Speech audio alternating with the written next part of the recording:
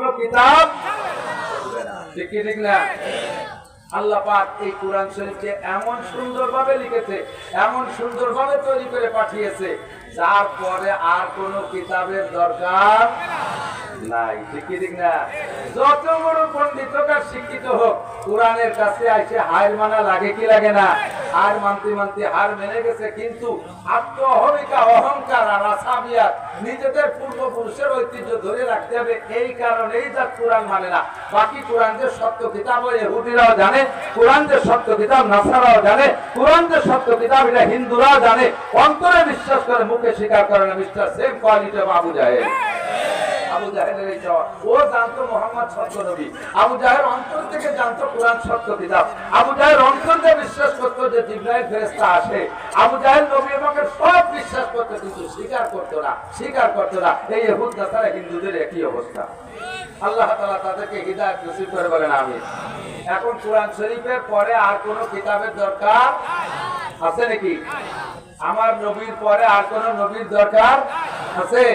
শুধু গোলাম আহমদ কাদিয়ানির একটু দরকার, কথা কয় না? গোলাম আহমদ কাদিয়ানি কি নবী না কাফের? যারা তারে কাফের বলতে একটু কৃপণতা করে চিন্তা করবেন যে সবাই তো করছে, আমি ফাঁকে চুপ করে বসে থাকি। তাও আপনি আশ্বকত নেসর রেজা, চুপ থাকা সমর্থনের লক্ষণ। আর যাদেরকে অনুরোধ করতেছি যে গোলাম আহমদ কাদিয়ানি এবং কাদিয়ানি গ্রুপে কাফের ঘোষণা দিয়ে দেন, কাফের বলে স্বীকৃতি দিয়ে দেন যে তারা কাফের, ক্ষমতা থাকা সত্ত্বে তারা যদি তাদেরকে কাফের ঘোষণা দিতে কৃপণতা করে, তাহলেও তাদের ঈমান নিয়ে সন্দেহ আছে। কথা বলেন ঠিক না? গোলাম আহমদ কাদিয়ানি নবী না কাফের? কাদিয়ানিরা হক না বাতিল? ওরা মুমিন না কাফের? মুসলমান সতর্ক থাকবেন, খুব স্লোভাবে ঢুকতেছে, বিভিন্ন ফিতনা নিয়ে স্লোভাবে ঢুকতেছে, আসতেছে, এখান থেকে কথা বলবো। তো কোরআন শরীফকে আল্লাহ তাআলা এমন ভাবে তৈরি করেছেন যার পরে আর কোনো কিতাব আর সংবিধানের প্রয়োজন নেই। আরে অন্যান্য ধর্মাবলম্বীদের অবস্থা আপনারা চোখের সামনে দেখেন, তাদের ধর্ম সামান্য হাতে গোনা কয়েকটা সিস্টেমের ভিতরেই শেষ। সন্ধ্যাকালে আমার হিন্দু ভাইরা তারা তাদের ইবাদত করতেছে সুন্দরভাবে, তাদেরকে প্রশংসা করি যে তারা মুসলমানের কোনো ধর্ম নিয়ে কোনো অংশ নিয়ে কাড়াকাড়ি করে না।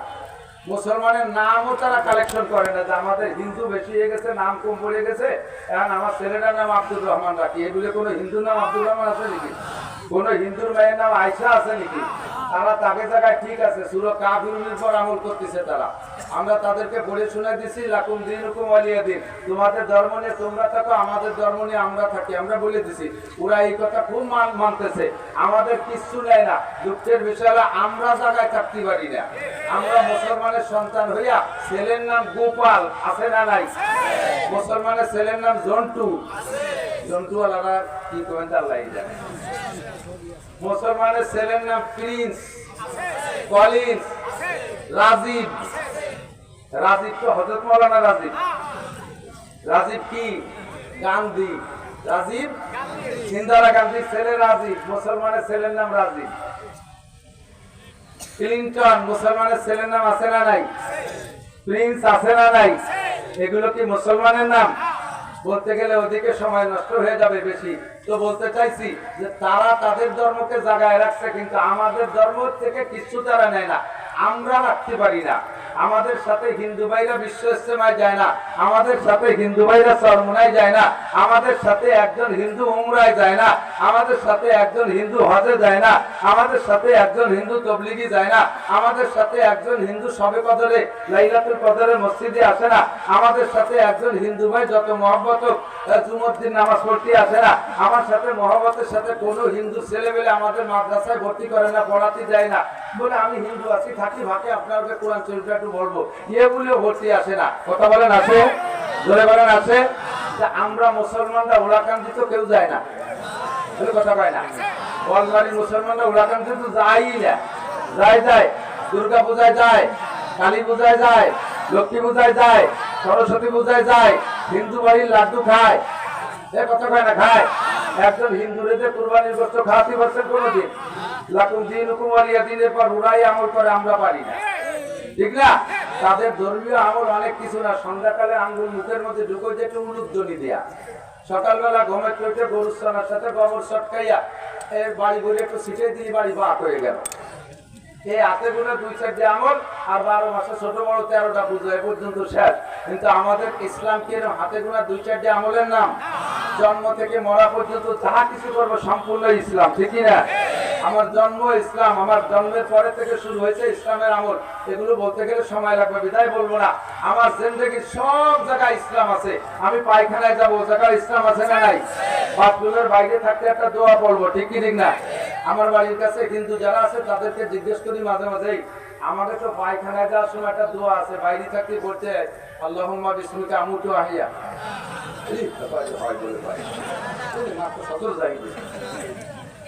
পায়খানায় যাওয়ার দোয়া কি? আল্লাহুম্মা ইন্নী আউযু বিকা মিনাল খুবুসি ওয়াল খাবায়েস। কারণ পায়খানার মধ্যে যাবেন একা একা বসে থাকবেন, লুঙ্গি ঝুলের জন্য জায়গা, কারণ ওই জায়গা যায় শয়তানে বিভিন্ন প্রকার ধোঁকা দিতে পারে।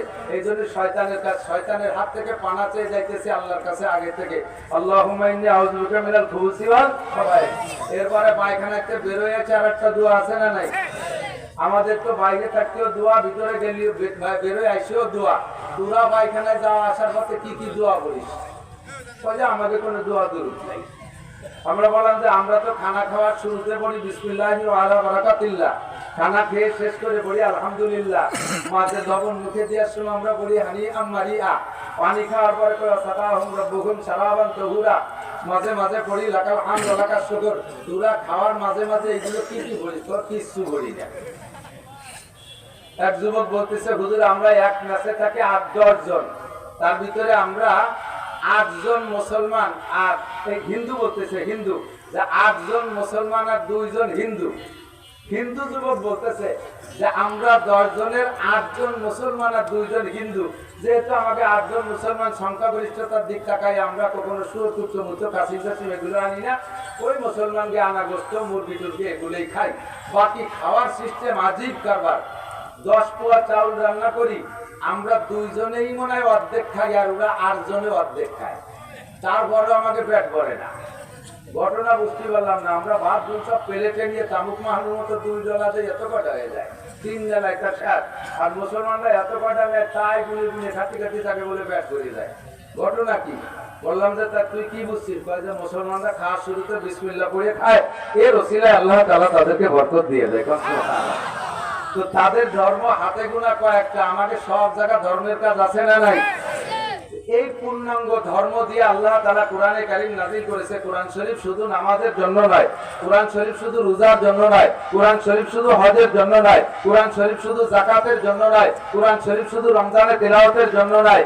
কমপ্লিট কোড অফ মুসলিম, মুসলমান জিন্দেগিকে সুন্দর করে মুসলমান বানাইয়া জান্নাতে যাওয়ার যোগ্য যাত্রী, জান্নাতে বাসিন্দা হওয়ার মতো যোগ্য মানুষ বানাইয়া জান্নাতি সার্টিফিকেট দুনিয়া থেকে হাতে দিয়ে নেয়ার মতো যেই শিক্ষা কোর্স, তার নামই হলো আল কোরআন। কথা বলেন ঠিক না?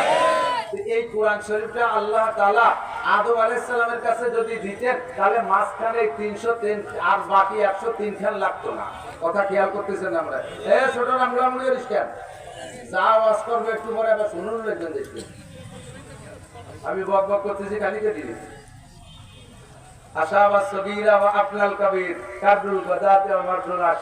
আরে আমাদের আগে এক শ্রেণীর মুরব্বীরা চলে গেছে, তারপরে সেকেন্ড ক্লাসে মুরব্বীতে আছি বর্তমানে আমরা, আধা পাকা আধা কাঁচা।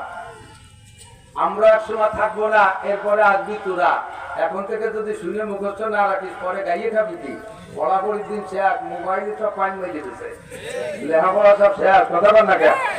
শোনা উঠলো একটু শুনে মুখস্থ রেখে তাই ধুয়ে মুছে খাতিটা পারবা, একটু খেয়াল চলো। তো কোরআন শরীফ খানকে আল্লাহ তাআলা আদম আলাইহিস সালামের কাছে দিলে বাকি 103 খান কিতাব লাগতো না। এটা তো পরিপূর্ণ ইসলামী কোর্স, ঠিকই না? তো আল্লাহ তাআলা কোরআন শরীফ ওসমান না দিয়ে এই নামিকা তারি শেষ নয় দিলেন কেন? প্রশ্ন একটু আছে না নাই? কথা বলেন। যে প্রশ্নের জবাব হলো, যে জামানার মানুষ যেমন সেই জামানার জন্য আল্লাহ তাআলা নবী পাঠাইছে তেমন, যে জামানার মানুষের যোগ্যতা যেমন সেই জামানার জন্য কিতাব প্রয়োজন মনে করে আল্লাহ তাআলা সেরকম কিতাব পাঠাইছে। ক্লাস 1 এর ছাত্ররে এম এর বই দিলি বসবে, এম এ ক্লাসের ছাত্ররে 1-2 বই ভর্তি দিলি পড়বে, সে তাতে তার চাহিদা মিটবে না। আদম আলাইহিস সালাম থেকে নূহ আলাইহিস সালাম পর্যন্ত প্রাইমারি যুগ চলে গেছে। সে সময় যতটুকু বইয়ের দরকার আদম আলাইহিস সালাম কে আল্লাহ তাআলা দিয়েছিলেন। মানুষের যোগ্যতা যেমন কিতাব ছিল সেরকম। নূহ আলাইহিস সালাম থেকে ইব্রাহিম আলাইহিস সালাম পর্যন্ত মানুষ প্রাইমারি পার হয়ে হাই স্কুলে ঢুকছে, যোগ্যতা বেড়ে গেছে, ছাত্রর কোয়ালিটি খুব মোটামুটি একটু ভালো কোয়ালিটি, তার ভিতরে আন্তর্জাতিক খ্যাতি সম্পন্ন দামড়া নমরুদ পয়দা হয়েছে। ওরে প্রাইমারির বই দিয়ে হবে না বুঝে আল্লাহ তাআলা শিক্ষক পাঠাইছে তার জন্য ইব্রাহিম আলাইহিস সালামকে, আর তার সাথে কিতাবও দিয়েছে সেরকম কিতাব। এবার ইব্রাহিম আলাইহিস সালাম নমরুদকে পড়াইতে পড়াইতে আস্তে আস্তে চলে গেছে প্রায় 1000 বছর। এর মধ্যে ছাত্রর যোগ্যতা বাড়িয়ে গেছে, ওরা হাই স্কুল থেকে কলেজে চলে গেছে। এই ছাত্রকে আবার ওই কিতাব দিয়ে হবে না, এই জন্য তার চাইতে বেশি শক্তিশালী শক্ত কিতাব দিয়ে আল্লাহ তাআলা জাইদুল নবী একজন মুসা আলাইহিস সালামকে দিয়ে পাঠাইছে। ছাত্রর কোয়ালিটি মিস্টার ফিরাউন, মিস্টার হামান, মিস্টার কারুন, এই সমস্ত জাইদুল কলেজে বিশ্ববিদ্যালয়ের ছাত্র, কলেজের ছাত্র, এদেরকে সোজা করার জন্য যেমন বইয়ের দরকার সেই কিতাবখানার নাম তাওরাত। 1000 পারা, 10 লক্ষ আয়াত নবী পাঠাইছে মুসা আলাইহিস সালামকে, যার হাত ফিরাউনের সামনে ধরলে সূর্যের চাইতে জ্বলে উঠতো, তাকায় থাকতে পারতো না, হাতের লাঠিটা ফেলে দিলে 3 কিলোমিটার লম্বা একটা সাপ হয়ে যেত, ফিরাউনের বংশ ধরে ধাওয়াইয়ে সাগরে নামাই দিত, যার হাতের লাঠির বাড়িতে নীল নদের ভিতরে 12টা রাস্তা হয়ে যায়, এমন যোগ্য নবীর দরকার। আল্লাহ তাআলা সেই কিতাবে সেই নবীকে পাঠিয়েছে। কথা বলুন ঠিক না? এরপরে ছাত্রের যোগ্যতা আরো বেড়ে চলে গেছে, এবার ছাত্র চলে গেছে বিশ্ববিদ্যালয়। এই বিশ্ববিদ্যালয়ের ছাত্রদেরকে তাওরাত কিতাব দিয়ে তৃপ্তি হবে না বিধায় আল্লাহ তাআলা নিজ হাতে বাপ ছাড়া নিজের পক্ষ থেকে রূহ দিয়া হযরত ঈসা আলাইহিস সালাতু ওয়াস সালামকে পাঠিয়েছে মারিয়াম আলাইহিস সালামের পেটে, কিতাব দিয়েছে তাকে ইনজিল কিতাব। এই কিতাবও যথেষ্ট কঠিন, যেটা বিশ্ববিদ্যালয়ের ছাত্রদেরকে তৃপ্তি দিতে পারে। ছাত্র যেমন তার জন্য কিতাবও তেমন। চলে গেছে 570 বছর, এর ভিতরে ঈসা আলাইহিস সালাম চলে গেলেন, ছাত্র যোগ্যতা আরো বেড়ে গেছে।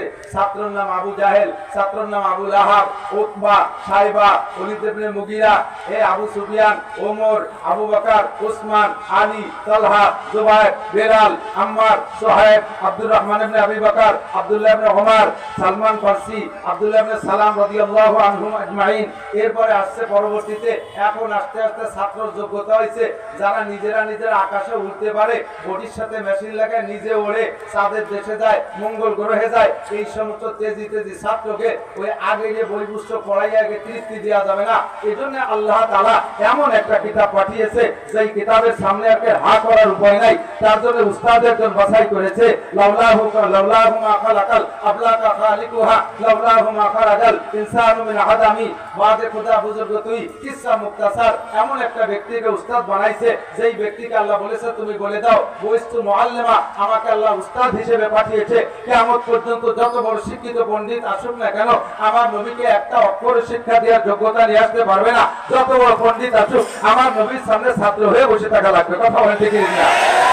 এজন্য যেমন নবী যেমন উম্মত সেরকম উস্তাদ, সেরকম কিতাব দিয়ে আল্লাহ তাআলা পাঠিয়েছে। এর ভিতরে কোনো তা কম নাই, কোনো তা কম নাই, কোনো জায়গায় একটু ভাগ নাই সেই জায়গাটা আঙ্গুল ঢুকবা, কোনো জায়গায় একটু বেশি নাই সেইটুকু কাটিয়ে দিয়ে খাটো করবা। আমার কোরআন হলো জামে ও মানে, জামে ও মানে। জামে বলা হয় যা কিছু দরকার সব আছে, মানে বলা হয় ভিতরে ঢুকানোর মতো কোনো ব্যবস্থা নাই, সব দিয়ে পরিপূর্ণ আছে, ওর ভিতরে ঢুকানোর কোনো প্রয়োজন ঠিক ঠিক না? কোরআন শরীফের কোনো একটা আয়াতকে বাদ দেওয়ার দরকার আছে আপনাদের মাথায় পড়ে? আরে কথা কয় না। এই আয়াতটা কোরআন শরীফের এই জামানায় চলে না এরকম বলার কেউ আছেন নাকি? আর কোরআন শরীফের কোন জায়গা কম আছে আর একটু ঢুকতে হবে এই বুদ্ধির কেউ আছেন নাকি? মিস্টার গোলাম আহমদ কাদিয়ানি কয় কোরআন শরীফ ছিল 40 পারা, মুহাম্মদ সত্য নবী তার কাছে দিয়েছে আল্লাহ 30 পারা, আর 10 পারা রেখে দিয়েছে আমার জন্য। ওর কাছে বলে সেই 10 পারা নাজিল করছে। তো কোরআন শরীফের সেই 10 পারা আলা কোরআন শরীফ 40 পারা কোরআন শরীফ কেউ দেখছে নাকি? জীবনেও কোনদিন শাল কাঠের সাথে মানদার কাঠ মেশে না। ঠিক না?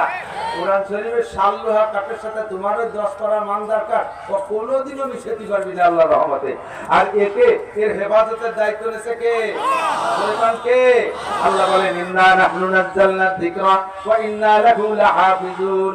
আগের কিতাবের হেফাজতের দায়িত্ব আমি নেই নাই, আমি জানি ওগুলো বাদ দিতে হবে, আমি জানি ওগুলো বাদ দিতে হবে, কাজে তার হেফাজতের দায়িত্ব নেই নেই, তার উম্মতটা ওটা নষ্ট করছে, আমি একটু বাড়াবাড়ি করি নাই। কিন্তু কোরআন শরীফ নাজিল করেছে আমি, এর হেফাজত আমি করব।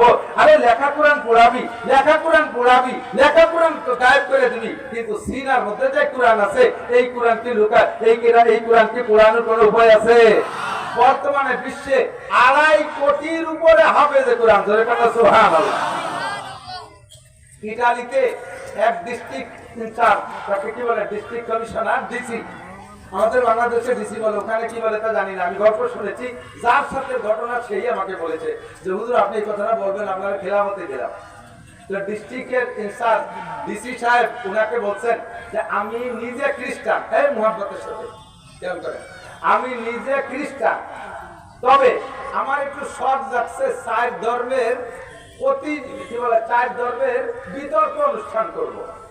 4 ধর্মের, দুনিয়ায় 4টে ধর্ম বেশি প্রসিদ্ধ, 4 ধর্মের বিতর্ক অনুষ্ঠান করবে। এদিকে খেয়াল করেন, 1 নম্বরে মুসলমান, 2 নম্বরে খ্রিস্টান, 3 নম্বরে বুদ্ধ, 4 নম্বরে হিন্দু। এই 4টে ধর্মের আমি বিতর্ক অনুষ্ঠান করব।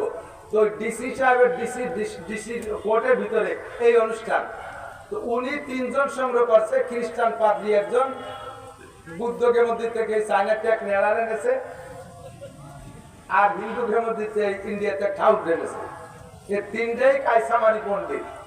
এবার যিনি বলতেছেন, আমাকে চন্দ্রদি গেলে বাড়ি, উনি বলেন যে আমারে দায়িত্ব দিয়েছে, ডিসি সাহেবের সাথে আমার সম্পর্ক ভালো, আমারও বলছে যে যারা মুসলমান একজন আলেম আপনি সংগ্রহ করেন, আমার এখানে প্রতিযোগিতা হবে, বিতর্ক হবে।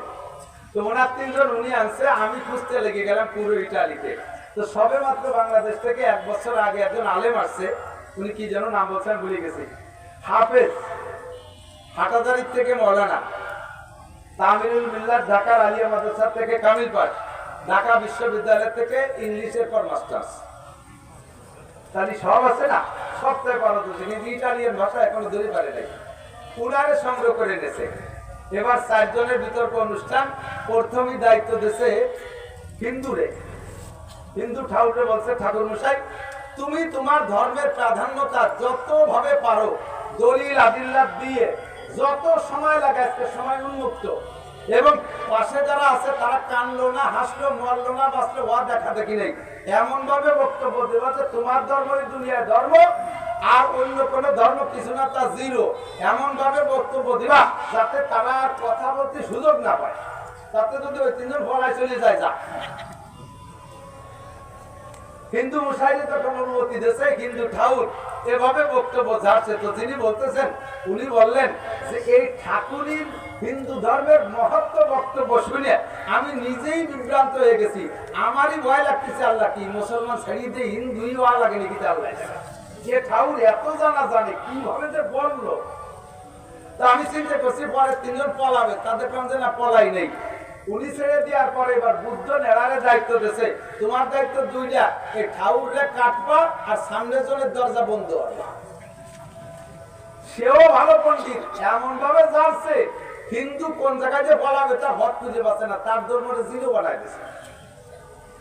আর সামনে বক্তব্য রাখবে খ্রিস্টান যিনি, তাকে এমন ভাবে দরজা বন্ধ করছে কেমন যদি এখন বুদ্ধই হতে হবে সবাই। ওনার বক্তব্য শেষে এবার পাদ্রী, 3 নম্বর বক্তা পাদ্রী খ্রিস্টানদের বলছে যে তোমার দায়িত্ব আগে 2জনে শেষ করবা, আর পরে মৌলবী যদি কথা না করতে পারে পিছন যে বলাই যায়, খোলামেলা কথা। এবার ওকে 2 জনের ধর্মীয় গ্রন্থ তো আসমানি কিতাব না, হিন্দু বুদ্ধকে, খ্রিস্টানের তো কি আছে, ইঞ্জিল আছে, তার তো কিছু দলিল আছে, সে এমন ভাবে ছাড়ছে যে আগে 2 জন শেষ, সামনে মৌলবী মনে আর কথা বলতে পারবে না, তার বক্তব্য শেষ। তবে খুশির বিষয় শেষ বক্তা রাখছে মুসলমানদের। এবার উনি বলতেছে হুজুর আপনার দায়িত্ব 3 জনের শেষ করবেন, আমি খ্রিস্টান, আমারে বলে ভয় পাবেন, আমি ডিসি, আমারে বলে ভয় পাবেন না, আপনার কাছে আপনি ছাড়বেন, আপনার ধর্মই সঠিক প্রমাণ করে ছাড়বেন, নইলে কিন্তু এ জায়গায় বিপদ আছে। তো এবার হুজুর যখন বয়ান শুরু করলেন, বয়ানের সংক্ষিপ্ত মুক্তাসার বক্তব্য এভাবে বললেন, স্যার আপনারা যদি আল্লাহ 100 বছর হায়াত দেয়, আর এই কয়েকজনের যদি আরো 100 বছর দেয়, আমারও যদি 100 বছর হায়াত দেয়, আর এই মজলিসটা যদি 100 বছর ধরে রাখেন, আমি 100 বছর পর্যন্ত দলিল দিতে পারবো ইসলাম ছাড়া অন্য কোনো ধর্ম নাই, আল্লাহ ছাড়া কোনো মাহবুদ নাই, ঠিক ঠিক না? আমি 100 বছর দলিল দিতে পারবো, আমার একটু দলিলই কম হবে না ইনশাআল্লাহ। তবে এত দলিল দেব না, আমি ছোট্ট একটা দলিল দিই। স্যার এই আমরা 4 জনের ধর্মগ্রন্থ আছে, চারিজনের আছে, হিন্দুদের আছে, বুদ্ধদের আছে, খ্রিস্টান আছে, আমার আছে কোরআন। আপনি একটু বলেন এই চারজনই চেষ্টা করি, দুনিয়ায় যত লিখিত ধর্মগ্রন্থ আছে যার যার ধর্মের সবগুলোই আপনার কাছে জমা দেবে। আপনি সাগরে ডুবিয়ে দেবেন, অথবা মাটিতে পুঁতে দেবেন, অথবা আগুন দিয়ে পোড়ায় দেবেন, আমারও যত কোরআন আছে সমস্ত কোরআন পোড়ায় দেবেন। সব কিতাব পোড়ানোর পরে, সমস্ত যার যার ধর্মীয় গ্রন্থ পোড়ানোর পরে এবার ওনাদেরকে দায়িত্ব দেন, আমারও দায়িত্ব দেন, যার যার ধর্মগ্রন্থ যেমন ছিল হুবহু একাকার লিখে দেখা দিয়ে। যদি পারে তাহলে আমার দাবি লিখবো না, আমি চিরতরে সারেন্ডার করবো। বলেন, অনুমতি দেন, হুকুম দেন। এবার ডিসি সাহেব বলতেছে মৌলভী সাহেব কি করলো, পারবেন? সবাই পারবেন? ওরা কয় স্যার আমার মায়ের দূরে আমাকে বইখান পড়াইয়ে দিন, এই একটু ধুয়ে মুছে বুড়ো আঙ্গুল নাচায় খাই বেড়াচ্ছি, যদি পড়াই দেন তাহলে ভাত হবে না। হুজুর বলবেন সারা দুনিয়ার কিতাব পড়াই দেন, সারা দুনিয়ার কোরআন পড়াই দেন, আমাকে মাত্র 1 ঘন্টা সময় দেবেন, আমি 1000-এর উপরে কপি হুবহু কোরআনে কারীম লিখে দেখাইতে পারবো। ইন্না নাহনু নাযালনা যিকরা ওয়া ইন্না লাহু লাহাফিজুন। ও দোস্ত, যত ষড়যন্ত্র করো আমার কোরআনকে দুনিয়া থেকে মুছে দিতে পারবে? মাঝে মাঝে ঝড় ঝাপটা আসবে, ফিতনাবাজদের কাজই এদিক কানে এদিক। আমি তো মাদ্রাসায় পড়াই, আমার অধীনে উস্তাদও আছে, আমি শিক্ষক, আমি প্রিন্সিপাল, আমার অধীনে উস্তাদও আছে, ছাত্রও আছে। বাস্তব যেটা আমি উপলব্ধি করি, যেই ছাত্রগুলো ঘন ঘন নালিশ করে, যারা মাস্টার আছেন তারা আমার সাথে আশা করি একমত হবে, যেই ছাত্রগুলো ঘন ঘন নালিশ করে ওই ছাত্রগুলো সম্পর্কে খবর নিয়ে দেখবেন, যারা অন্যায় বেশি করে সে ওই অন্যায় করে টিকে থাকার জন্য ভালো মানুষের নামে নালিশ করে। ঘন ঘন নালিশ করে ও ভালো সাইজে থাকতে চায়, আসলে আকামের গুণ ওইটা। আর উস্তাদদের মধ্যে যারা কর্মঠ, তারা তো কাজ করে যাচ্ছে, যে কয়জন অকর্মা, উস্তাদরা অকর্মা, এই অকর্মা কয়জন প্রতিষ্ঠিত থাকা হওয়ার জন্য, টিকে থাকার জন্য ওই কর্মঠ কয়জনের নামে বিবাদ শিকায়ত করে, উনি এই কইছে, আপনার নামে এই কইছে, ওই হচ্ছে, তাই হচ্ছে, ও কিন্তু কিছু না।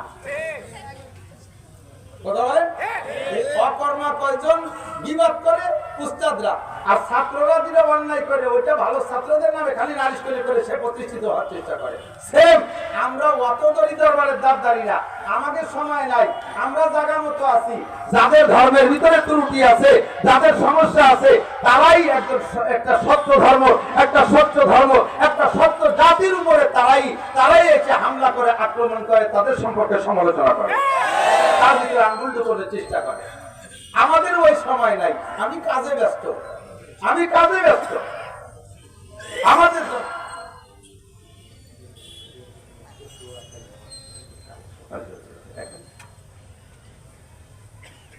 সময় তো শেষ, আমার সময় আমার হিসেবে আরো আগে শেষ, মনে যেতেছে ভালো, অনেক কথা এসে গেলে তো করতে যাবে না কেউ। তো বর্তমানে আমাদের এলাকায় যথেষ্ট ফিতনা আসতেছে, এই ট্রান্সজেন্ডার ফিতনা। হুজুররা বলবে, আমি শুধু হেডলাইন হয়ে যায়, ট্রান্সজেন্ডার শুনেন তো, নাম শুনছেন? ছেলেরে মাইয়ে কলি মাইয়ে হয়ে যায়, তারে আর কিছু ওরা লাগে না, মেয়েটারে প্যান্ট পরালি ছেলে হয়ে যায়। শুরু হয়েছে চিনতে পারে, সমস্ত গুলোর আবিষ্কারক পশ্চিমে বদমাইশ না, ঠিক না?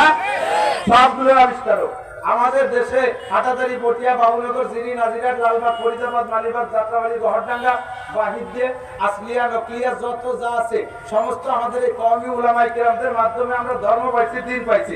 আমরা এক গতিতে চলতেছিলাম, কথাটা ঠিক না? আমরা জীবনেও কানে রফিয়া দান করি নাই, আমরা বইয়ের বা ছানা বাঁধি নাই, আমিন জোরে কই নাই, ইমামের পিছনে সুরো ভাতে পড়ি নাই, এখনো পড়ি না। এত বড় বড় মুহাদ্দিস এই যে মাওলানা হুজুর সাইফুল হাদিস সাহেব আমার পাশে বসা, হযরত মাওলানা রাশেদ সাহেব, এ বড় বড় আলেম আমাদের দেশে বিদ্যমান, আমাদের কাছে আসে না। স্কুল কলেজ ইউনিভার্সিটি ছেলে মেয়েদের কাছে, গ্রাম্য সাধারণ পাবলিকের কাছে একদল আহলে হাদিসের প্রস্তাব নিয়ে যাইয়া তাদেরকে আহলে হাদিস বানানোর চেষ্টা করে। আমি আপনাদেরকে মনে বুঝাই তুলবাই না, আপনাদের কাছে এই সমস্ত ফিতনাবাজ যারা আসবে, ফেসবুক তাওহীদ পার্টি, আহলে হাদিস পার্টি, এরকম বিকল্প ধারা নিয়ে যারা আসবে, তো রিপাবলিকের ভিতরে উলামায়ে কিরামরা বাদ দিয়ে আরেকটা যে দল আছে, এই দলগুলো আপনাদের কাছে আসলে আপনার এটা সঠিক না বেঠিক এটা প্রমাণের জন্য ছোট্ট একটা পরামর্শ দেই। সেটা হলো আপনি তারে বলবেন, বাবা বাবা আমি এলেম কালাম জানি না, আমার একটু বিরক্ত করিস নে, তুই নাসির মাওলানা রে আর অলিপুরি হুজুর রে, রাশেদ মাওলানা রে আর আকরাম আলী সাহেব রে আর মাওলানা মকসুদ রে, এই হুজুর কয়জনের দাওয়াত দিয়ে তোর দলে লে, ওই কয়জন স্টেজে বলে দিলে আমরা সবাই তোর দলে। কথা বলে ঠিকই না? এই কথাটা বলতে পারবেন না? কাহারও 14 গোষ্ঠীর ক্ষমতা নাই মাওলানা নাসিরের দাওয়াত দিতে আসবে, মাওলানা মাকসুদের দাওয়াত দিতে আসবে, মাওলানা রাশেদ সাহেবকে দাওয়াত দিতে আসবে, আকরাম আলীকে দাওয়াত দিতে যাবে, আকরাম আলীকে দাওয়াত দিতে যাবে, আব্দুল গফফারের দাওয়াত দিতে যাবে। একটা হলে হাদিসের ক্ষমতা নাই, একটা হিজবুত তাহফিজের ক্ষমতা নাই। আসে আপনাদের কাছে কেন? নরম জায়গা কিছু কিছু ওঠে বেশি। সামনের থেকে যদি আসে হুজুর চলে আসছেন, তো আমরা আজকের মাহফিলের উপরে সন্তুষ্ট আছি না বেজার? খুশি না বেজার? সত্যি খুশি। মাত্র 10 জন মৌলবী মিলে এই মাহফিলের ইন্তজাম করছে।